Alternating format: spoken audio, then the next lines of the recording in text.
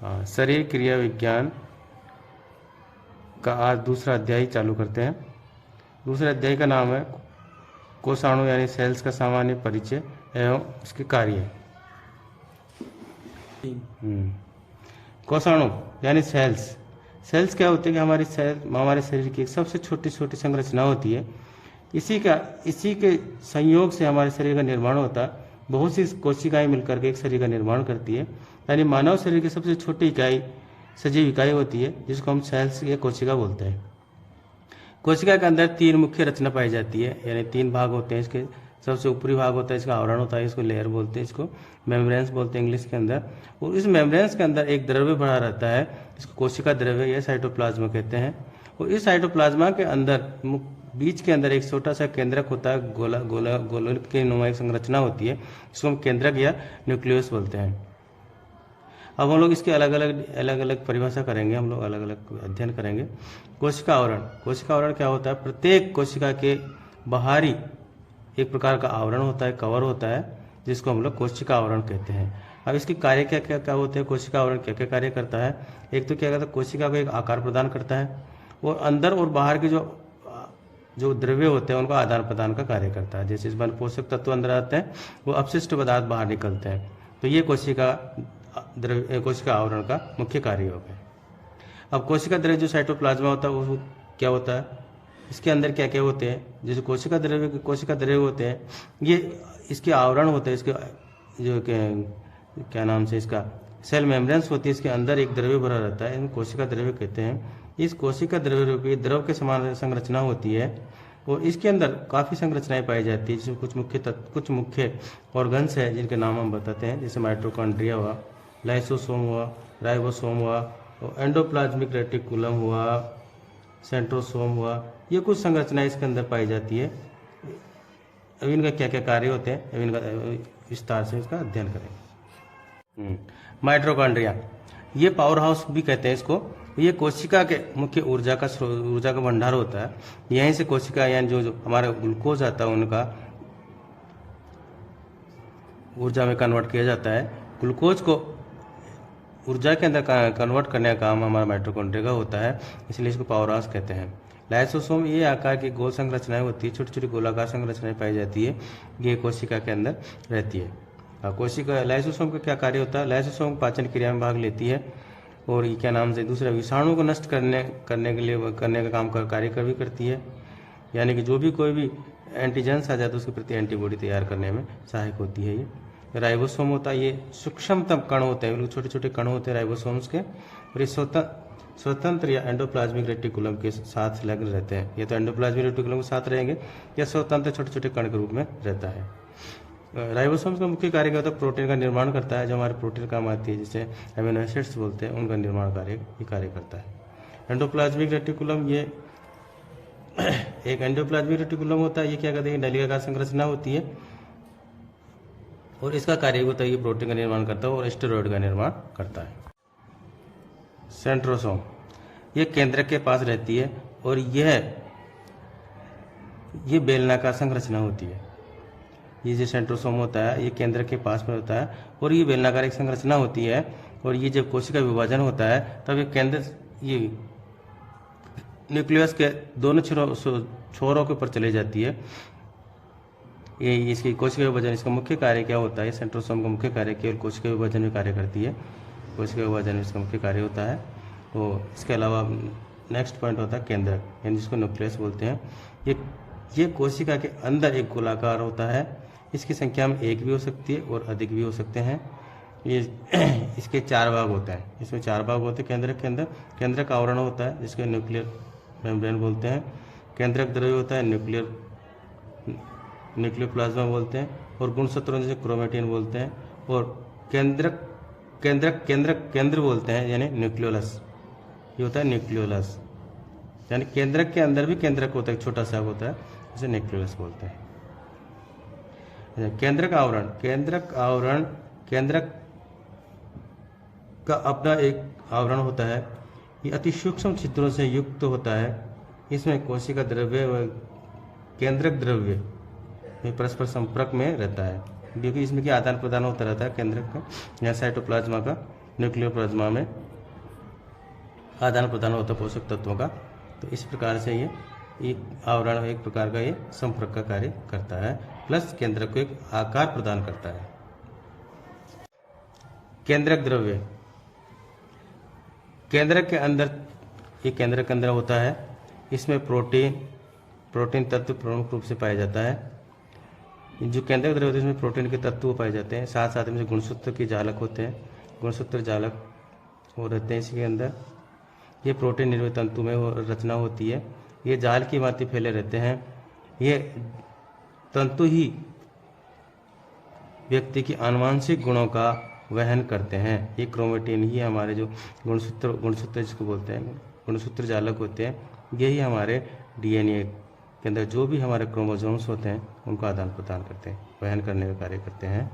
Chromatin में 23 जोड़े अथवा 46 यानी 46 गुणसूत्र पाए जाते हैं। ये मानव के अंदर होता है, ये मानव को बताया गया है। इसमें एक युग्म लिंग निर्धारक गुणसूत्र होता है, एक जोड़ा लिंग निर्धारक होता है, कहलाता है, इसको एक्स और वाई के नाम से जानते हैं। पुरुषों के अंदर ये एक्स और वाई दोनों पाए जाते हैं, जबकि स्त्रियों के अंदर केवल एक्स ही गुणसूत्र पाया जाता है। इसी से स्त्री व पुरुष का निर्माण होता है। जिस प्रकार से एक्स और एक्स मिलता है तो उसमें स्त्री का निर्माण होता है, और एक्स और वाई मिलता है तो पुरुष का निर्माण होता है। इसी का जो केंद्रक होता है, केंद्रक की संख्या एक या अधिक हो सकती है। ये केंद्रक क्या कार्य करता है? केंद्रक गुणसूत्रों के निर्माण में सहायक होता है। इसका मुख्य कार्य क्या होता है? गुणसूत्र के निर्माण में ही सहायक होता है। अब हम कोशिका के चित्र के अंदर देखेंगे आप। ये कोशिका की एक संरचना है, इसके अंदर अलग अलग दिखाई दे रहे हैं। ये माइटोकॉन्ड्रिया, ये कोशिका सेल वाल हुआ, सेल मेम्ब्रेन जिसको बोलते हैं। ये केंद्रक हो गया, केंद्रक गुणसूत्र है। ये केंद्रक है, ये छोटा सा, इसमें जो द्रव्य केंद्रक द्रव्य है। और ये गोल्जी बॉडी है, गोल्जी उपकरण जिसको बोलते हैं। इसी प्रकार से इसमें सारे तत्व, सारे ऑर्गन्स इसमें रहते हैं, इसमें सेल्स ऑर्गन्स। अब हम इसका नेक्स्ट करेंगे कोशिका विभाजन। प्रत्येक मनुष्य में कोशिका निर्माण जीवन भर चलता रहता है, यानी हर एक कोशिका एक डुप्लीकेट कोशिका बनती रहती है। एक सेल्स मरती है, दूसरी पैदा होती है, मरती है, पैदा होती है, ये हमेशा चलता रहता है। कोशिका निर्माण कोशिका विभाजन के द्वारा होता रहता है, और कोशिका विभाजन से ही अपने स्वरूप गुणधर्म वाली 2 पुत्री कोशिकाओं का निर्माण होता है, जिससे हमारा शरीर का विकास होता है, और हमारा डेवलपमेंट भी सेल विभाजन के द्वारा ही होता है। यदि सेल विभाजन नहीं हो जाए तो हमारा शरीर जितना आकार उतना ही रह जाता है और धीरे धीरे समाप्त हो जाएगा। इसीलिए सेल विभाजन होना बहुत जरूरी होता है। अब कोशिका विभाजन 3 प्रकार का होता है। किस बात है? इसमें कोशिका विभाजन 3 प्रकार का होता है। एक तो होता है असूत्री विभाजन, दूसरा होता है सूत्री विभाजन, और तीसरा होता है अर्धसूत्री विभाजन। इसको इंग्लिश में याद करने के लिए सभी सूत्री विभाजन को, इसको समसूत्री विभाजन भी कहते हैं। इसको माइटोसिस बोलते हैं। सूत्री विभाजन यानी माइटोसिस, और असूत्री का मतलब एमाइटोसिस। इसको ऊपर की तरफ करेंगे तो ए लगा दें तो ही एमाइटोसिस हो गया, और अर्धसूत्री का मतलब मियोसिस हो गया, यानी अर्धसूत्री विभाजन। इस प्रकार से याद हो गया ये, यानी अर्धसूत्री, सूत्री और असूत्री, अर्धसूत्री, सूत्री और असूत्री। विपरीत करेंगे, कैसे भी करेंगे आप, बीच से याद करेंगे, सूत्री विभाजन याद कर लेंगे। सूत्री को समसूत्री भी बोलते हैं, यानी सूत्री करेंगे तो असूत्री हो गया, और सूत्री का आधा लगाएगा तो अर्धसूत्री हो गया, यानी सूत्री, अर्धसूत्री, सूत्री और असूत्री। इस प्रकार से इंग्लिश में हो जाता है। सूत्री को तो माइटोसिस, असूत्री को एमाइटोसिस, और अर्धसूत्री को मियोसिस कहते हैं। इस प्रकार से ये तीन प्रकार से होता है। तीनों का अलग अलग अध्ययन करेंगे हम लोग। असूत्री विभाजन छोटे जीवों में पाया जाता है। एक कोशिकीय के जीव होते हैं, जैसे अमीबा हुआ, अमीबा में ही पाया जाता है। इसमें गुणसूत्रों का विभाजन नहीं होता है, इसमें गुणसूत्र नहीं होते हैं। इसको प्रोकैरियोटिक यानी प्राणियों में पाया जाता है। जो छोटे छोटे जीव होते हैं, एक कोशिकीय जीव होते हैं, इसमें ये प्रत्यक्ष विभाजन भी बोलते हैं इसको, यानी सामने दिखाई देता है, विभाजन होता हुआ दिखाई दे देता है आराम से, प्रत्यक्ष विभाजन भी बोलते हैं। इसी प्रकार से दूसरा होता है सूत्री विभाजन को हम समसूत्री विभाजन बोलते हैं, अप्रत्यक्ष विभाजन बोलते हैं, सोमैटिक कोशिका विभाजन बोलते हैं। इसलिए कई तरह के नाम है, कंफ्यूज होने की जरूरत नहीं है। सूत्री को समसूत्री बोलते हैं, अप्रत्यक्ष बोलते हैं और सोमैटिक कोशिका विभाजन बोलते हैं। प्रत्येक प्राणियों में ये विभाजन निरंतर होता रहता है। इसमें गुणसूत्रों की विभाजन होता है, गुणसूत्रों को विभाजन होता है। जिसे गुणसूत्रों की संख्या समान ही रहती है, इसे डिप्लॉइड बोलते हैं, ये डिप्लॉइड बोलते हैं। इसकी कोशिका की विभाजन समान रहती है। इसमें ये इसमें दो प्रकार का बांटा जा सकता है। यही मुख्य विभाजन जो प्राणियों में पाया जाता है वो यही पाया जाता है, सूत्री विभाजन, समसूत्री विभाजन। इसी से हमारा शरीर का विकास इसी के द्वारा होता है। जो शरीर का डेवलपमेंट होता है वो इसी समसूत्री विभाजन के द्वारा होता है। ये हमारा निरंतर चलता रहता है। इसके दो अवस्थाएं होती है सेल साइकिल की, इसकी दो अवस्था में बांटा जा सकता है। इसको अध्ययन करेंगे दोस्तों। इसमें सेल साइकिल को देखते हैं। सबसे पहले इंटरफेज अवस्था आती है। इंटरफेज अवस्था क्या होती है? मोस्ट एक्टिव फेज होती है। इंटरफेज अवस्था होती है वो। दूसरी होती है एम फेज। अच्छा, इंटरफेज में क्या होता है? इसमें कुछ का विकास होता है, डेवलपमेंट होता है, कुछ रिलैक्स होता है। इसमें तीन होते हैं, इंटरफेज में तीन अवस्थाएं होती है, G1, S और G2 होता है। G1 यानी गैप 1 होता है, फिर सिंथेटिक अवस्था होती है, फिर गैप 2 अवस्था आती है। इसका अलग अलग आगे तो आप पढ़ेंगे, थोड़ा चित्र के डायग्राम इसमें देख रहे हैं याद करने के तरीके से। और जो एम फेज होती है ये मुख्य अवस्था होती है, ये डिवीजन की मेन फेज यही होती है, इसको मुख्य कोशिका विभाजन कहते हैं। इसमें दो अवस्थाएं होती है, इसमें कहते हैं कैरियोकाइनेसिस और साइटोकाइनेसिस। कैरियोकाइनेसिस यानी जो कोशिका का जो विभाजन हो रहा है उसकी जो अवस्थाएं होती है उसको कैरियोकाइनेसिस कहते हैं। और पूर्ण केंद्र का विभाजन होने के बाद में जब सेल्स का डिवीजन होता है, दो त्रिकोशिकाएं निर्माण होती है, उसको हम साइटोकाइनेसिस कहते हैं। अच्छा, कैरियोकाइनेसिस में इसमें चार अवस्थाएं होती है। इसमें प्रोफेज होती है, मेटाफेज होती है, एनाफेज होती है और टेलोफेज होती है। और इसी के अंदर जो साइटोकाइनेसिस में दो टोटल सेल्स का निर्माण हो जाता है। तो इस प्रकार से हम इसका एक एक काम आगे से अध्ययन करेंगे। मध्य अवस्था यानी इंटरफेज। इंटरफेज में ये अवस्था है विभाजन से पूर्व की अवस्था होती है। इसमें तीन काल होते हैं जिसको हम पहले बता चुके, G1, S और G2। G को बोलते हैं गैप 1 होता है। इसमें कोशिका की वृद्धि होती है, इसमें सारे अवयवों का विकास हो जाता है। इसके साथ ही सेंट्रोसोम की भी परस्पर स्पंदन या रिप्लिकेशन प्रारंभ हो जाता है, यानी सेंट्रोसोम्स का रिप्लिकेशन होता है इसमें। अच्छा, ये काल 8 से 10 घंटे तक का होता है। सिंथेटिक अवस्था यानी एस फेज बोलते हैं। इसमें डीएनए का रिप्लिकेशन होता है, यानी डीएनए का डुप्लीकेट होता चला जाता है, 2 डीएनए का इसके रिप्लिकेशन होता है। ये अवस्था 8 घंटे तक चलती है। फिर दूसरा आता है जब डीएनए का जब रिप्लिकेशन हो जाता है, दूसरा डीएनए तैयार हो जाता है, डुप्लीकेट डीएनए तैयार हो जाता है। फिर G2 यानी गैप 2 प्रारंभ होता है, जिसको कोशिका वृद्धि होती है। उसमें प्रोटीन व एंजाइम्स का निर्माण होता है। इसमें क्या होता है? कोशिका की वृद्धि होती है, उसका विकास हो रहा है, इसमें प्रोटीन और एंजाइम्स का निर्माण होता है। और इसमें सेंट्रोसोम का जो रिप्लिकेशन पूर्ण हो जाता है, जो रिप्लिकेशन स्टार्ट हुआ था इसमें पूर्ण हो जाता है। यह अवस्था 4 से 6 घंटे की होती है।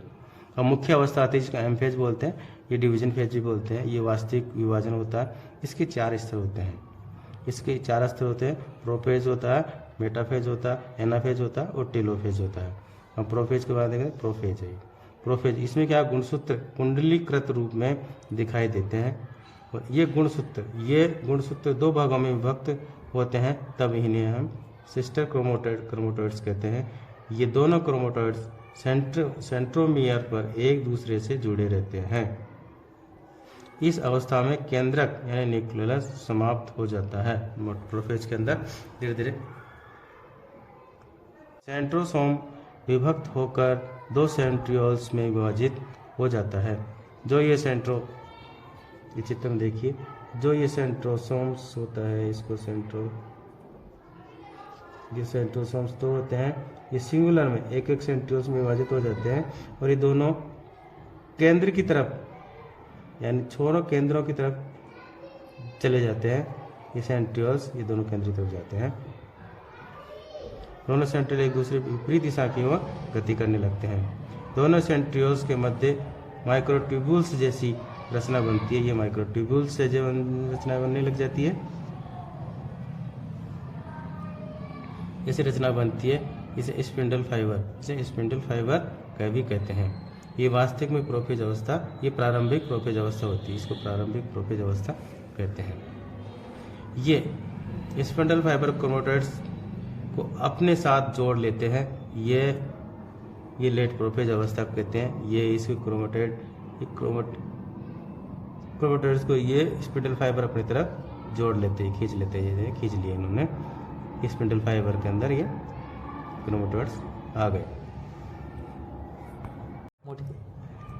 मेटाफेज, दूसरी अवस्था आती है मेटाफेज। इसमें क्या होते हैं, सारे क्रोमेटोइड्स होते हैं, जो क्रोमेटोइड्स होते हैं ये केंद्रीय क्षेत्र सेंटर के अंदर एकत्रित हो जाते हैं। इस तरह से ये देखिए, ये क्रोमेटोइड्स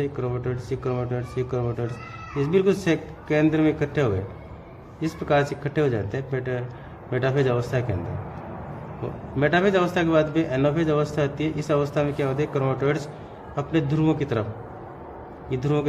क्रोमेटोइड्स एक दूसरे के विभक्त होकर के अलग अलग हो जाते हैं। क्रोमेटोइड्स और विभक्त होकर के इस प्रकार से दो पुत्र गुणसूत्रों की उत्पत्ति होती है। ये अलग होकर के दो गुणसूत्र बन गए और ये दोनों अलग अलग केंद्रों की तरफ गति करने लग जाते हैं। इस हिसाब से ये गति कर जाती है। दोनों सेंट्रियोल्स की ओर गुणसूत्रों को अपनी और खींचिए। सेंट्रियोल्स क्या करता है, ये दोनों ही गुणसूत्रों को अपनी तरफ अपनी ओर खींचता है। ये प्रक्रिया चालू रहती है जब तो ये गुणसूत्र दोनों सेंट्रियोल्स के पास नहीं पहुंच जाते। जब तक सेंट्रियोल के पास नहीं पहुंचे तब तक ये खींचने की प्रक्रिया चालू रहती है इन दोनों की। ये ऊपर की तरफ गति करते हैं, ये ऊपर की तरफ गति करेंगे और ये नीचे की तरफ गति करेंगे। इस हिसाब से ये दोनों गति करेंगे। इसके बाद में आती है इसमें टेलोफेज अवस्था आ जाती है। इसमें पुत्र कोशिकाओं को केंद्रक और न्यूक्लियस मेम्ब्रेस निर्मित हो जाती है। फिर ये अलग होकर के ये यहाँ से अलग हो जाते हैं। ये दोनों ये अलग निर्माण हो जाता है अलग से, इस तरह से ये अलग।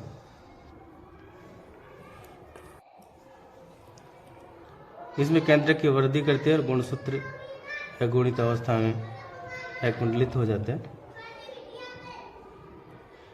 फिर साइटोप्लाज्म का विभाजन हो करके दो पुत्र कोशिकाओं का स्वतंत्र हो जाती है। जिस प्रकार से ये अलग अलग केंद्र का निर्माण हुआ और ये बीच से लाइन खींचती है, बीच से दोनों ज्वाइंट हो जाते हैं। ये ज्वाइंट होकर के अलग अलग दो पुत्री कोशिकाओं का, एक पुत्री कोशिका दूसरी पुत्री कोशिका का निर्माण होता है। इस प्रकार से ये समसूत्री विभाजन या सूत्री विभाजन या माइटोसिस पूर्ण हो जाता है। लेकिन इसके अंदर गुणसूत्रों की संख्या समान रहती है। इसमें यदि 23 जोड़े 23 गुणसूत्र होते हैं तो इसमें 23 आएंगे। इस हिसाब से ये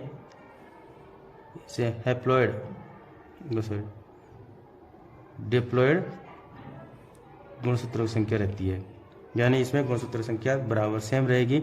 इसमें 43 जोड़े हैं तो इनमें 43 जोड़े रहेंगे। अर्धसूत्री विभाजन केवल मात्र जनन कोशिकाओं में ही होता है और कहीं नहीं पाया जाता। इसमें हैप्लॉइड विभाजन होता है। हैप्लॉइड से बोलते हैं हैप्लॉइड, यानी कि गुणसूत्रों की संख्या आधी रह जाती है। पुत्री कोशिका में इसमें गुणसूत्रों की संख्या आधी रह जाती है। जैसे हम 23 जोड़े रहते हैं तो 23 ही गुणसूत्र रहेंगे इसमें इस प्रजनन कोशिका में पाया जाता है। गैनॉट्स भी बोलते हैं इस कोशिका विभाजन में।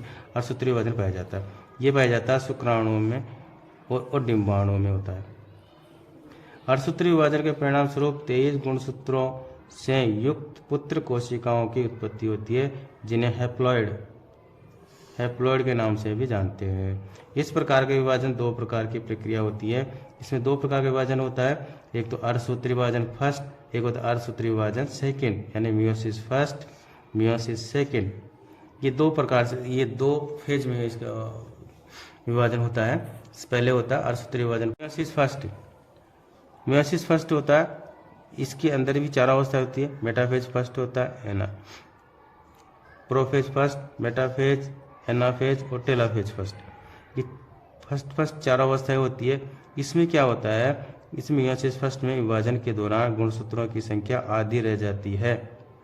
जैसे मानव में 46 गुणसूत्र होते हैं, वह पुत्री कोशिका में केवल 23 गुणसूत्र ही रह जाते हैं। मियोसिस सेकेंड के अंदर क्या होता है कि इसमें जो गुणसूत्रों की संख्या 23 हुई थी वो 23 ही बनी रहती है, यानी सेम रहती है, यानी माइटोसिस के समान ही रहती है, यानी समसूत्री विभाजन के समान ही इसका विभाजन होता है। उसमें से संख्या आधी रह गई थी मियोसिस फर्स्ट में, मियोसिस सेकेंड में इसमें संख्या समान रहती है। इसको prophase second, metaphase second, anaphase second, telophase second.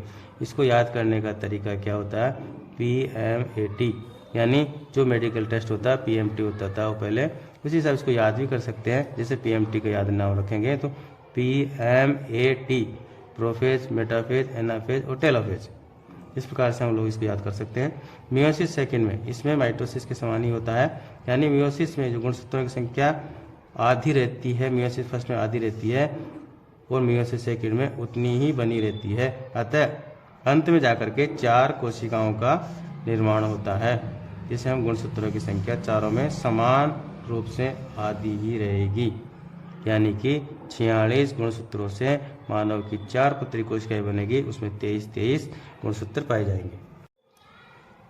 अब इसी विभाजन को आयुर्वेद के अनुसार किस प्रकार बताया गया है कि जैसे कि गर्भाशय के अंदर शुक्र और आर्तव का मिलन होता है, जब शुक्र और आर्तव मिलता है तो गर्भ का निर्माण होता है। जब दोनों के संयोग से गर्भ होता है, गर्भ का निर्माण होता है, वो गर्भ का वो वृद्धि करता रहता है।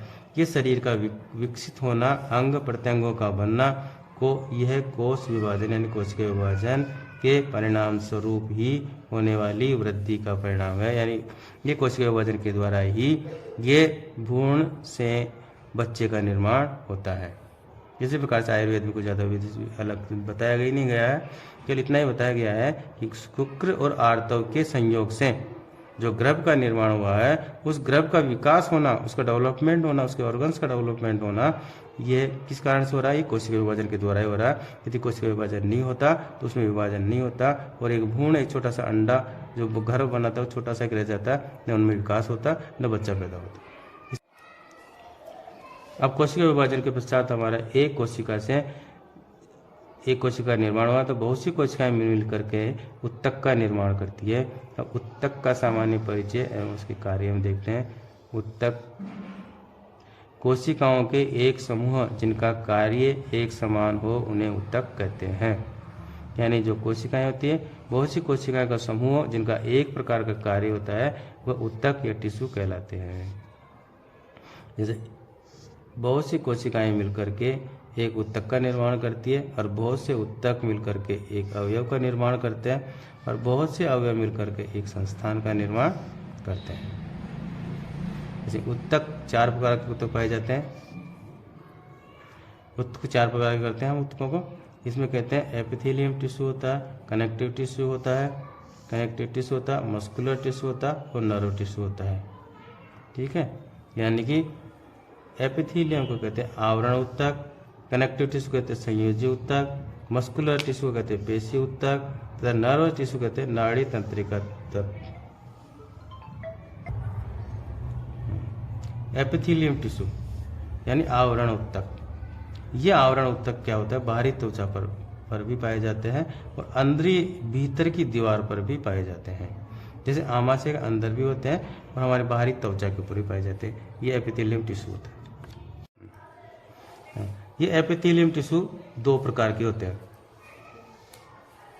एक तो सिंपल होता है और एक कंपाउंड होता है। सिंपल एपिथेलियम टिश्यू और कंपाउंड या स्ट्रेटिफाइड एपिथेलियम टिश्यू होता है। सिंपल का मतलब एक ही लेयर होती है, इसमें एक ही लेयर होती है, इसके सेल्स की एक लेयर होती है, और जो स्ट्रेटिफाइड होते एपिथेलियम टिश्यू होते हैं इसमें बहुत सी लेयरें होती है। इस प्रकार से एक सेल के ये सिंपल हो गया, ये stratified epithelium compound epithelium tissue हो गया, इसमें ज़्यादा लेयर्स होती है। एपिथेलियम सिंपल एपिथेलियम टिश्यू होता है और कंपाउंड एपिथेलियम टिश्यू में स्ट्रेटिफाइड एपिथेलियम टिश्यू होता है और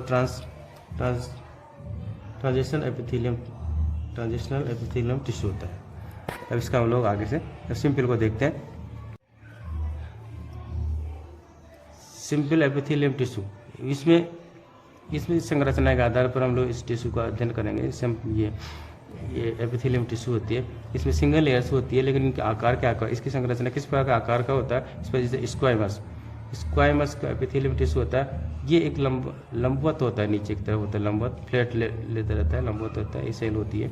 इसको स्क्वाइमस एपिथेलियम टिश्यू बोलते हैं। कुम्बोइडल यानी एक क्यूब के आकार का होता है, यानी चौकोर का आकार की एक संरचना होती है, इसमें कुम्बोइडल एपिथेलियम टिश्यू बोलते हैं।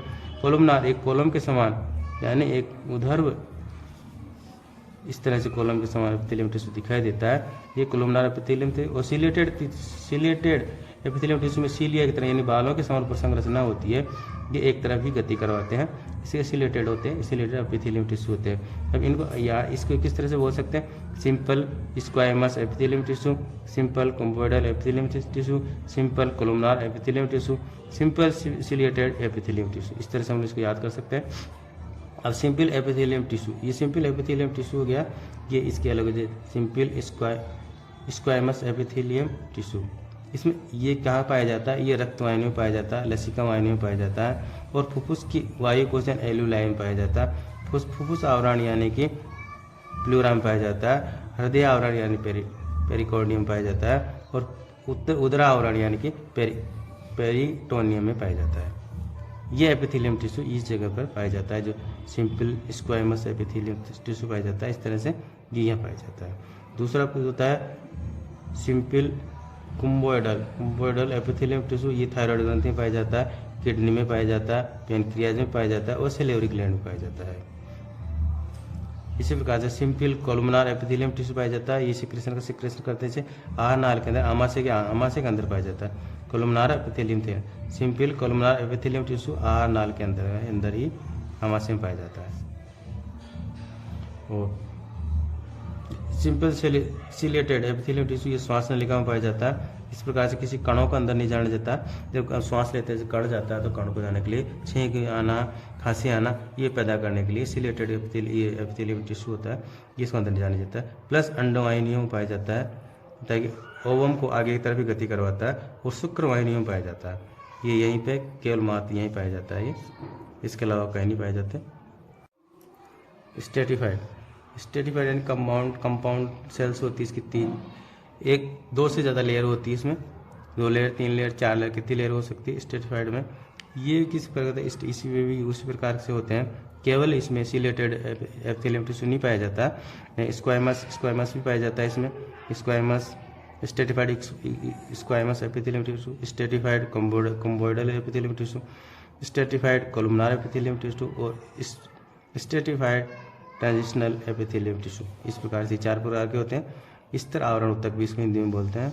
ये बोलते हैं स्ट्रेटिफाइड स्क्वाइमस एपिथेलियम टिश्यू, ये त्वचा के अंदर पाया जाता है, और स्ट्रेटिफाइड कोलमनार एपिथेलियम टिश्यू ये श्वेत ग्रंथि यानी पसीने में पाया जाता है, पसीने जहाँ पैदा होते हैं पसीना ग्रंथियों में पाया जाता है, नलिकाओं में पाया जाता है, स्तन ग्रंथियों की बड़ी नलिका में, यानी जो दुग्ध स्राव करने वाली बड़ी नलिकाएं होती है उसमें ये पाया जाता है कुम्बोइडल एपिथेलियम टिश्यू।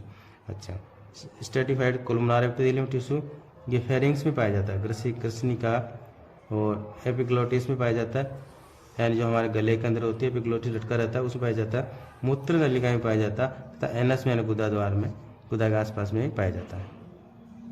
और स्ट्रेटिफाइड ट्रांजिशनल एपिथेलियम टिश्यू ये केवल मात्र यूरेटर यानी पेशाब की नली में पाया जाता है, और पेशाब की थैली में पाया जाता है, यानी यूरिनरी ब्लैडर में पाया जाता है। अब आता कनेक्टिव टिश्यू, संयोजी उत्तक। ये शरीर के विभिन्न अवयवों को संयोजन करने का कार्य करता है। इसको 3 भागों में बांटते हैं, मूल संयोजी उत्तक प्रॉपर कनेक्टिव टिश्यू, द्रव्य संयोजी उत्तक यानी फ्लूइड कनेक्टिव टिश्यू, और सहायक कनेक्टिव टिश्यू यानी सपोर्टिंग कनेक्टिव टिश्यू। अच्छा, मूल संयोजी उत्तक क्या होता है? इसमें मूल संयोजी उत्तक क्या होता है? हमारे बॉडी के अंदर एक संयोजी उत्तक है, जो डिपॉजिट फैट होता है, ये 2 प्रकार का होता है। एक तो शिथिल अवस्था में होता है यानी लूज कनेक्टिव टिश्यू होता है। ये जो हमारा फैट होता है, हमारी त्वचा के नीचे जो फैट का लेयर होता है, वह एडिपोज टिश्यू के रूप में इकट्ठा रहता है, यानी एकत्रित रहता है। जैसे हम लोग एक्स्ट्रा खाना खाते हैं, ज़्यादा खाना खाते हैं, तो हमारी एनर्जी कन्वर्ट होकर के फैट के रूप में डिपॉजिट हो जाती है।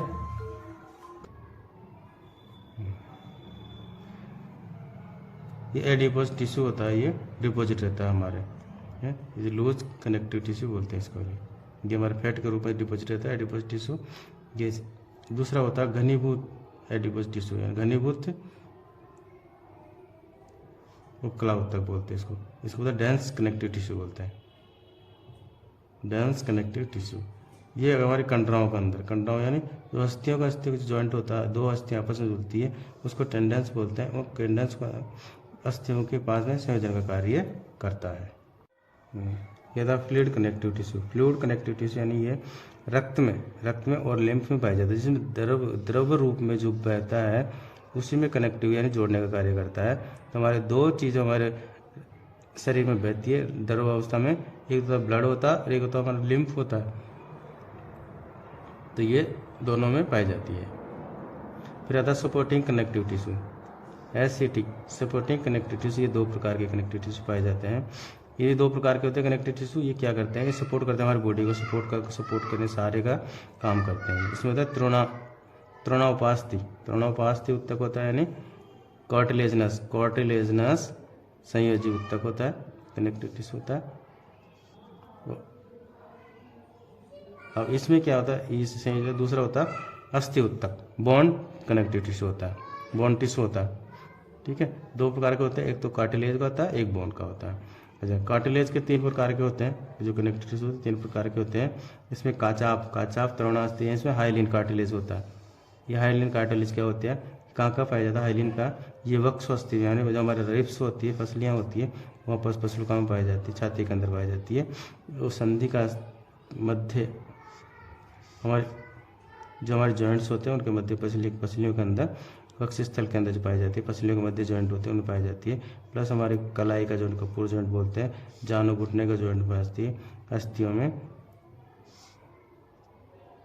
परस्पर संधियों में पाया जाता है। प्लस हमारे नासिका अस्थि में भी पाया जाता है। दूसरा इसमें होता है elastic cartilaginous tissue. Elastic cartilaginous tissue होता है, इसमें यह प्रत्यस्थ उपकला उत्तक होता है। इसमें इलास्टिक पाया जाता है, ये कर्णसुद्धि यानी यहाँ जो कान होती, कान के भाई इसमें पाया जाता है, इलास्टिक होता है। माइनर होता है एपिग्लोटिस, यानी जो हमारा स्वर्ण यंत्र होता है, स्वर्ण यंत्र एपिग्लोटिस में पाया जाता है। स्वर्ण यंत्र पाया जाता है जो नाम कॉर्निफॉर्म कार्टिलेजनस होता है, कॉर्निफॉर्म कार्टिलेजनस होता है, यानी कि हमारे स्वर्ण यंत्र में पाया जाता है। कि कान के बारे में तो कर्णसंडिका आती है, कान की जो होती है इसे पाया जाता है। और क्या नाम से ये प्लास्टिक कनेक्टिव टिश्यू होता है।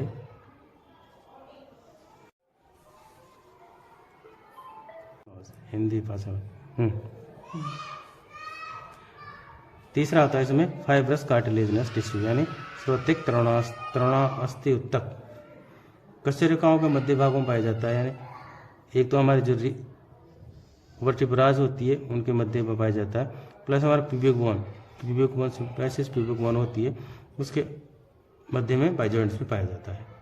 इस प्रकार से तीसरा जो इसका होता है, ये बोन टिश्यू होता है, बोन कनेक्टिव टिश्यू जिसको बोलते हैं, बोन टिश्यू होता है। ये सभी अस्थियों में पाया जाता है।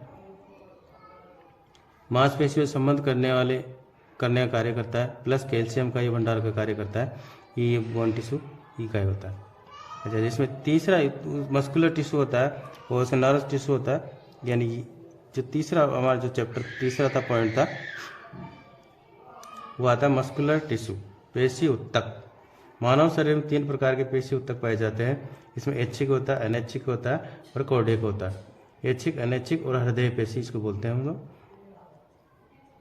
ऐच्छिक होता है, इसको रेखीय बोलते हैं। वॉलंटरी या सिंपल अस्थियों के साथ ही संबंध करता है। ये अस्थियों के साथ संबंध होने के कारण ये अस्थि यानी स्केलेटन पेशी उत्तक भी कहते हैं, क्योंकि हड्डियों को डायरेक्ट स्केलेटन को जोड़ता है, जिससे हम इच्छा के अनुसार गति करते हैं, चलना, हाथ को हिलाना, पाँव से चलना, ये सब कार्य करते हैं ऐच्छिक पेशियों के द्वारा ही होता है। ये ऐच्छिक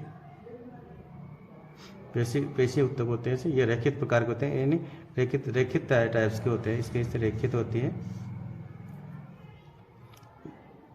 ये ऐच्छिक क्रियाएं का संपादन करते हैं, हमारी इच्छा के अनुसार हम इसे चलना फिरना कार्य करते हैं, ऐच्छिक कार्य करते हैं। दूसरा होता है इनवॉलंटरी यानी अनैच्छिक क्रियाएं। इनवॉलंटरी मस्कुलर टिश्यू, यानी जो इसमें अनैच्छिक होता है, हमारी इच्छा का अधीन नहीं होता है, अनैच्छिक होते हैं, जैसे हमारे ऊपर कोई अधिकार नहीं होता है, इसको स्मूथ टिश्यू भी बोलते हैं, स्मूथ पेशी होते हैं बोलते हैं, स्मूथ होते हैं। ये हमारे हार्ट में होते हैं, लंग्स में होते हैं, प्लस हमारे आंतों में होते हैं, जिसके हमारी इच्छा के अनुसार ये चलते रहते हैं, ऑटोमेटिक अनैच्छिक होते हैं। ये मनुष्य की इच्छा के अधीन नहीं होते हैं। ये आहार नाल में होता है, प्रजनन संस्थान में पाया जाता है, रक्त व संस्थान में पाया जाता है तथा मांसपेशियों में पाया जाता है। तीसरा होता है कार्डियक मस्कुलर टिश्यू। ये दोनों ये रचना के आधार पर तो दोनों प्रकार की होती है, इसमें रेखित भी होती है और अरेखित भी होती है, लेकिन ये अनैच्छिक होती है, ये हमारी इच्छा के अनुसार, लेकिन ये इसका कार्य के आधार पर ये अनैच्छिक होती है। ये इसको हृदय पेशी हृदय में पाई जाती है, केवल हार्ट में पाई जाती है। इसमें दोनों स्ट्रक्चर के आधार पर दोनों प्रकार की होती है, रेखित अरेखित दोनों होती है, लेकिन कार्य के आधार पर ये अनैच्छिक ही होती है, हमारे इच्छा के अधीन नहीं होती है। चौथा होता है नर्व टिश्यू होता है, नाड़ी तंत्रिका ऊतक होता है, ये हमारे मस्तिष्क में पाया जाता है, सुषुम्ना में पाया जाता है और हमारे स्पाइनल कोड के अंदर भी इसमें जुड़े रहते हैं, अवयवों में पाया जाता है। अब हम लोग स्टार्ट करते हैं कोष्ठांग, यानी कि हमने पहले क्या पढ़ लिया, सेल्स पढ़ ली, ऊतक कोशिकाएं पढ़ ली, ऊतक पढ़ ली। अब आएंगे हम कोष्ठांग यानी ऑर्गन्स। कोष्ठांग यानी ऑर्गन्स का सामान्य परिचय और उसकी कार्य होती है। कोष्ठांग क्या किसे कहते हैं, कोष्ठ किसे कहते हैं, पहले समझ आए। कोष्ठ कहते हैं, कोष्ठ का कहाँ से हुआ है, कुश दाहे धातु से निर्मित हुआ, कुश दाहे धातु से निर्मित है, जिसमें परिपाक क्रिया यानी कि परिपाक यानी पाचन और दहा मेटाबॉलिज्म एंड कैटाबॉलिज्म ये कोष्ठक में होता है। इस क्रिया को हम कोष्ठ कहते हैं, यानी कि जिसके अंदर परिपाक क्रिया और दहा क्रिया हो उसे कोष्ठ कहते हैं। ये कोष्ठ की परिभाषा पहुंच सकते हैं, क्वेश्चन आ सकता है इसमें, कोष्ठ की परिभाषा होता है। तो कोष्ठ की परिभाषा इस तरह से, जिसमें परिपाक व दहा क्रिया हो उसे कोष्ठ कहते हैं। और इसका निर्माण कैसे हुआ, कुश दाहे धातु से निर्मित हुआ है ये कोष्ठ। चरक के अनुसार 15 कोष्ठों की कोष्ठांग माने गए हैं। हमारे शरीर में चरक के अनुसार 15 कोष्ठांग माने गए हैं। इसमें महास्रोत यानी आहार नाल और शरीर के मध्य भाग भी कहते हैं।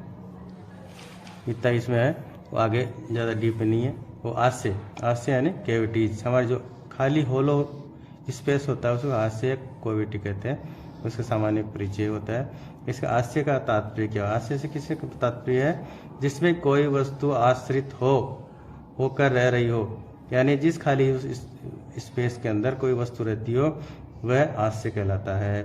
और जो अवकाशयुक्त तो जिन्हें अवकाशयुक्त होगा, ठीक है, और जिसके अंदर कुछ चीज़ रहेगी जिसमें दोष विशेष रूप से रहते हैं, या जिसमें दोष आदि भी रहते हैं। इस प्रकार से आचार्य सुश्रुत ने 8 प्रकार के आस्य बताए गए हैं और सारंगधर ने 9 प्रकार के आस्य बताए हैं। 8 प्रकार के तो आस्य सुश्रुत वाले और एक आस्य बताया ना स्तन आस्य। इस प्रकार से 9 आस्य बताए। सारंगधर ने 9 प्रकार के आस्य बताए और सुश्रुत ने 8 प्रकार के आस्य बताए हैं। अब इनका अलग अलग अध्ययन करेंगे। वातास्य यानी जिसमें वायु रहती हो। वातास्य का मतलब है जिसमें वायु रहती है। वायु कहाँ रहती है, एक तो हमारे लंग्स में पैदा होती है, लंग्स में जाती है वायु, और दूसरी वायु निकलती है हमारे लार्ज इंटेस्टाइन यानी जो अपान वायु के रूप में निकलती है वो लार्ज इंटेस्टाइन, यानी ये 2 वातास्य हो गया। पित्ताशय हमारे जिसमें जो पित्ताशय कहते हैं, जिसमें पित्त का स्टोर रहता है, यानी जो पाचन में जो सहायक एंजाइम्स निकलते हैं कहाँ से निकलते हैं, एक तो पित्ताशय यानी गोल ब्लैडर से निकलते हैं, एक ये होगा, एक पैनक्रियास से निकलते हैं अग्नाशय से हो गया, और हमारी छोटी आंत की जो लेयर्स होती है स्मॉल इंटेस्टाइन्स की जो वाल्स होती है उसमें से भी कुछ पाचक एंजाइम्स निकलते हैं। इस प्रकार से ये 3 चीज़ें पित्ताशय में जोड़ा गया है। और श्लेष्मा से जिसमें कफ का निर्माण हो रहा, कफ का स्टोर हो रहा हो, उसको कफा या श्लेष्मा से कहते हैं। ये कहाँ होता है, ज़्यादातर हमारे लंग्स में ही होता है, यानी फुफ्फुस में होता है। रक्ताशय यानी जो रक्त का स्टोर कहाँ होता है, रक्त का जगह रहता है, उसको रक्ताशय का जैसे हमारे यकृत में होता है, रक्ताशय यकृत में होगा, दूसरा प्लीहा में होता है, स्प्लीन में। तो रक्ताशय 2 चीज़ हो गए। फिर आमाशय का मतलब आहार स्टोमक हो गया, आमाशय को आमाशय कहेंगे। पक्वाशय के अंदर छोटी आंत आती है, छोटी आंत कहते हैं पक्वाशय, वह इस तरह से कोलन को कहते हैं हमारे को। मूत्राशय यूरिनरी ब्लैडर यानी मूत्राशय कहेंगे। गर्भाशय को कहेंगे, यूरेटर को बोल देंगे। और स्तनाशय यानी मेमरी ग्लैंड को बोलते हैं। ये उस प्रकार से ये 9 हास्य हो गए। अब आता कला। कला इसमें कहा गया कला यानी मेम्ब्रेन्स। मेम्ब्रेन्स का सामान्य परिचय। कला एक पतला सा चिकना चमकदार क्लेद युक्त आवरण होता है। ये आवरण विभिन्न प्रकार के प्रत्यंगों, कोष्ठांगों, हाशियों, धमनियों और पेशियों आदि पर आच्छादन करता है। ये इस प्रकार कला कहते हैं, मेम्ब्रेन्स को कहते हैं, कला कहते हैं मेम्ब्रेन्स को। शरीर में 7 कलाएं होती है। इसमें अलग अलग होती है मांसधारा कला, रक्तधारा कला, मेदोधरा कला, श्लेष्मधरा कला, मल या पुरुष धरा, पित्तधरा और शुक्रधरा। इस प्रकार से ये 7 प्रकार की हमारी कलाएं बताई गई है। आधुनिक मत के अनुसार हमारे मस्कुलर मेम्ब्रेन है, सिरसस मेम्ब्रेन होता है और क्यूटेनियस मेम्ब्रेन होता है और साइनोवियल मेम्ब्रेन्स होता है। इस प्रकार से आधुनिक में 4 प्रकार के बताए गए, आयुर्वेद में 7 प्रकार की धराएं बताई गई है। मांसधरा कला सर्वप्रथम कला होती है, यानी सबसे पहला स्टार्टिंग कला इसी मांसधरा होती है। इसके कार्य क्या होता है? स्नायु, धमनियों और स्रोतस शरीर में पेशियों का निर्माण करता है। शरीर की पेशियों का निर्माण ये मांसधरा कला से ही होता है। फिर दूसरा आता है रक्तधरा कला। रक्तधरा कला ये मांसधरा कला का आश्रय लेती है, यानी ये रक्त होता है, ये मांसधरा कला का आश्रय लेती है, इसके अंदर ही होती है। इस कला के अंदर रक्त धातु बहती है, यानी जो हमारे रक्तधारा कला होती है उसमें रक्त धातु का बहाव होता है, परिवहन होता है। तीसरा होता है मेदोधरा कला। मेदोधरा कला इसका स्थान उदर और छोटी अस्थियों में पाया जाता है। ये तो उदर में होता है और छोटी अस्थियां होती हैं उनमें होता है। और श्लेष्मधरा कला ये चल अस्थियों की कला में पाई जाती है। जो हमारे जॉइंट्स होते हैं उनकी कलाओं में पाया जाता है। पुरुषधरा कला यानी पुरुष को मल भी कहते हैं। मलधरा कला ये बढ़ियात व सिक्कम की श्लेष्मिक कला को मलधरा कला कहते हैं। जिसमें श्लेष्मिक कला होता है, म्यूकस मेम्ब्रेन्स होती है, इसमें बढ़ियात के अंदर पाती है तो सिक्कम पाई जाती है, ताकि ये मल को चिकना करती रहती है, जाकर हमारे उसमें चिकनाहट पैदा रहती है, इसलिए पुरुषधरा कला बोलते हैं इसको। पित्तधरा कला इसलिए ड्यूडेनम में व स्मॉल इंटेस्टाइन में म्यूकस मेम्ब्रेन्स को मानते हैं। यह आहार का पाचन करने में सहायक होती है। पित्तधरा कला इससे कुछ म्यूकस का सिक्रेशन भी होता है, कुछ एंजाइम्स का सिक्रेशन भी होता है। ये आहारधरा कला पाचन में सहायक होती है। शुक्रधरा कला ये पूरे शरीर में व्याप्त होती है और गर्भधारण में सहायक होती है। शुक्रधरा कला क्या होती है? हमारे पूरे शरीर में व्याप्त होती है और गर्भधारण में सहायक होती है। म्यूकस मेम्ब्रेन आधुनिक के अनुसार जो कहा गया म्यूकस मेम्ब्रेन पाचन तंत्र में पाया जाता है, श्वसन तंत्र, प्रजनन तंत्र के मार्गों में पाया जाता है। और सिरोसिस मेम्ब्रेन होता है, ये अवयवों के संरक्षण में सहायक होता है। इसे पेरिकोर्डियम पाया जाता है, प्यूरा पाया जाता है, पेरिटोनियम पाया जाता है। इसी प्रकार से क्यूटेनियस मेम्ब्रेन्स होता है, यानी ये जो हमारा क्यूटेनियस मेम्ब्रेन क्या होता है? त्वचा के अंदर संपूर्ण त्वचा के नीचे स्थित होता है। और साइनोवियल मेम्ब्रेन्स होता है। साइनोवियल मेम्ब्रेन्स किस पाया जाता है? ये चल संधियों में रहता है, यानी जो हमारे संधियों के जॉइंट्स होते हैं उसमें साइनोवियल फ्लूइड्स भरा रहता है। इस साइनोवियल फ्लूइड्स का निर्माण इसी के सहायता के द्वारा होता है। इन साइनोवियल मेम्ब्रेन के द्वारा ही होता है। स्रोतस कहते हैं चैम्बर्स को। चैनल्स जो हमारे चैनल्स होते हैं उसको हम लोग स्रोतस बोलते हैं। चैनल्स का सामान्य परिचय। श्रवणात स्रोतासी अर्थात जिसमें श्रवण होता हो उसे स्रोतस कहते हैं। जिसमें कुछ सिक्रेशन हो रहा हो उसे हम स्रोतस कहते हैं। आधुनिक मतानुसार सर्कुलेटरी चैनल्स के रूप में माना जाता है। हमारा जो सर्कुलेटरी सिस्टम होता है, जो रक्त जिसमें बहता है उसको ही मानते हैं। ये विभिन्न अवयवों पोषक हेतु रस, रक्त आदि का वहन करता है। यानी ये रक्त होता है जो परिवहन रक्त सर्कुलेटरी सिस्टम होता है कि हमारे पूरे पोषक तत्वों को हमारे एक एक सेल्स तक पहुंचाने का कार्य करता है। इसलिए विभिन्न अवयवों तक पोषण हेतु रस, रक्त का वहन करता है। स्रोतस के प्रकार। स्रोतस 2 प्रकार के होते हैं। एक तो बहिर्मुखी स्रोतस होता है, एक अंतर्मुखी स्रोतस होता है। यानी जिसका मुख बाहर की तरफ होता है उसका अंदर की तरफ होता है। बहिर्मुखी स्रोतस होता है जो शरीर की बाहर की तरफ खुलते हैं। शरीर में 9 प्रकार के बहिर्मुखी स्रोतस के द्वार बताए गए हैं। 9 प्रकार के द्वार बताए बहुमुखी स्रोतस में। इसमें देखिए एक तो मुख हो गया, एक गुदा हो गया, एक शीशन हो गया, 2 कान हो गए, 2 नाक हो गए और 2 नेत्र हो गए। लेकिन कुछ आचार्यों ने मतानुसार स्रोतों की संख्या असंख्य बताई गई है। उन्होंने हमारे रोमकूप को भी, रोम छिद्रों को भी माना है। अंतर्मुखी स्रोतस, अंतर्मुखी स्रोत आचार्य चरक के अनुसार 13 प्रकार के अंतर्मुखी स्रोतस बताए गए हैं। लेकिन सुश्रुत ने, आचार्य सुश्रुत ने केवल 11 प्रकार के स्रोतस का ही उल्लेख किया है। सुश्रुत ने अस्थि, मज्जा व श्वेत को स्रोतस नहीं माना। अस्थि, मज्जा व श्वेत को स्रोतस नहीं माना, केवल आर्तव को ही स्रोतस माना है। अब इसका अलग से पूरा अध्ययन करेंगे 13 स्रोतस का। आचार्य चरक के अनुसार हम लोग कर रहे हैं। ये एक में आचार्य चरक है, इसमें आचार्य सुश्रुत है। आचार्य सुश्रुत प्राणमय स्रोतस, आचार्य सुश्रुत ने भी इसमें हृदय और महास्रोतस को माना है। इसने हृदय और रसवाहिनी धमनियों को माना है। आचार्य सुश्रुत ने हृदय और रसवाहिनी धमनियों को माना है। उदक व स्रोतस, उदक व स्रोतस ये तालु और क्लोम यानी अग्नाशय माना गया है। आचार्य सुश्रुत ने भी माना है। अच्छा, अन्न व स्रोतस, आचार्य चरक ने आमाशय व पक्वाशय को माना, आम पार्श्व को माना है, जबकि इसने आचार्य सुश्रुत ने आमाशय व अन्नवाही धमनियों को माना है। रस व स्रोतस हृदय व 10 धमनियों को माना है और आचार्य सुश्रुत ने भी माना है। रक्त व स्रोत आचार्य चक्रत ने यकृत व पिलिया माना है, जबकि आचार्य सुश्रुत ने यकृत, पिलिया व रक्तवाही धमनियों को भी माना है साथ में।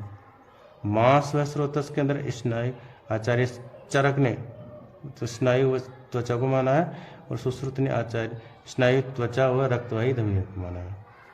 मेदो व स्रोतस में वृक्क, किडनी व वपावह को माना है, इसमें कटी व वृक्कों को माना है। अस्थि व स्रोतस जंघन को माना है, जंघा को थाइस को माना है, आचार्य सुश्रुत ने नहीं माना इसको। और मज्जा व स्रोतस अस्थि व संधियों को माना है, जबकि आचार्य सुश्रुत ने इसको नहीं माना। शुक्र व स्रोतस बस्ती व वक्षण क्षेत्र को माना गया है, जबकि आचार्य सुश्रुत ने बस्ती व शीशन को माना है। मूत्र व स्रोतस आचार्य चरक ने वृषण व शीशन को माना है, जबकि सुश्रुत ने वृषण व स्तन को माना है। पुरुष व स्रोतस पक्वाशय व स्थूल गुद को माना है, आचार्य सुश्रुत ने यही माना है। और श्वेत व स्रोतस मेद व लोमकूपों को माना है, मेद व लोमकूपों को माना है और आचार्य सुश्रुत ने इसको नहीं माना है। और आर्तव व स्रोतस आचार्य चरक ने इसको नहीं माना है, केवल इसमें सुश्रुत ने माना है। गर्भाशय व आर्तवाही धमनियाँ मानी गई है। और मना व स्रोतस में हृदय व 10 धमनियाँ मानी गई है। ये आचार्य सुश्रुत ने माना है इसको और किसी ने नहीं। अब अगला टॉपिक आता है ग्रंथि। ग्रंथि का सामान्य परिचय और कार्य। अब ग्रंथि के बारे में ज़्यादा विस्तार से बताया नहीं गया है, लेकिन आगे हम लोग कभी मिलेगा तो ग्रंथि की एक अलग से वीडियो बनाएंगे। इसमें छोटा है, शॉर्ट में आपको नोट्स बता रहे हैं। शरीर में मुख्यतः 3 प्रकार की ग्रंथियाँ पाई जाती है। अंतःस्रावी ग्रंथियाँ, बहिःस्रावी ग्रंथियाँ और उभयस्रावी ग्रंथियाँ। यानी कि अंतःस्रावी को एंडोक्राइन ग्लैंड कहते हैं, डक्टलेस होती है। दूसरी बहिःस्रावी ग्रंथियाँ यानी एक्सोक्राइन ग्लैंड्स होती है, इसमें डक्ट युक्त होती है ये। और उभयस्रावी ग्रंथियाँ जो दोनों प्रकार की होती है, एंडोक्राइन और एक्सोक्राइन दोनों प्रकार की ग्रंथि होती है। इस प्रकार से ग्रंथि को विभाजन हम 3 प्रकार से करते हैं। अंतःस्रावी ग्रंथियों को देखते हैं कौन कौन सी आती है। अंतःस्रावी ग्रंथियों में इसमें आती है पीयूष ग्रंथि यानी पिट्यूटरी ग्लैंड आती है। आउटो ग्रंथि यानी थायराइड ग्रंथि आती है। परा आउटो ग्रंथि यानी पैराथायराइड ग्रंथि आती है। और अधिवृक्क ग्रंथि यानी सुप्रारीनल ग्लैंड आती है। इस प्रकार से 4 ग्रंथियाँ अंतःस्रावी ग्रंथियाँ हुई। और बहिःस्रावी ग्रंथियाँ 4 प्रकार की बताई गई। इसमें स्तन व स्तन्य ग्रंथियाँ पाई जाती है, मेमरी ग्लैंड्स होती है, कॉपर ग्लैंड्स होती है, बर्थोलियन ग्रंथि होती है और लालास्रावी ग्रंथि होती है। इस प्रकार से 4 बहिःस्रावी ग्रंथियाँ हुई। और इसमें उभयस्रावी तीसरी आती है उभयस्रावी ग्रंथियाँ, जिसमें दोनों प्रकार के अंतःस्रावी होते हैं और बहिःस्रावी भी होती है। इसमें सबसे पहले आती है वर्षण आती है, टेस्टिस होता है, डिम्ब ग्रंथि यानी ओवरीज होता है, स्त्रियों में पाया जाता है। अग्नाशय ग्रंथि यानी पेनक्रियाज होता है, ये इंसुलिन का सिक्रेशन भी करता है। साथ साथ हमारे हर एंजाइम्स का सिक्रेशन का जो आहार के पाचन में सहायक होता है। लीवर होता है, ये दोनों प्रकार की ग्रंथियाँ उगाई जाती है। कुछ ग्रंथियाँ अस्थायी ग्रंथियाँ भी होती है जो हमारी अस्थायी होती है, बाद में समाप्त हो जाती है। जैसे बाल ग्रंथि यानी थाइमस ग्रंथि होती है जो बाल्यकाल अवस्था में होती है, ये यदि युवा होते होते धीरे धीरे समाप्त हो जाती है। और तीसरी थी अपरा अवस्था यानी अपरा होती है, ये प्लेसेंटा बोलते हैं, ये गर्भकाल के अंदर ही रहती है ग्रंथि, बाद में जन्म के बाद ये काम नहीं करती है। इस प्रकार से ग्रंथियाँ हुई है और ये हमारा चैप्टर ख़त्म हो गया। इसके जो नोट्स है वो डिस्क्रिप्शन में आपको मिल जाएंगे, आप डाउनलोड कर सकते हैं। धन्यवाद।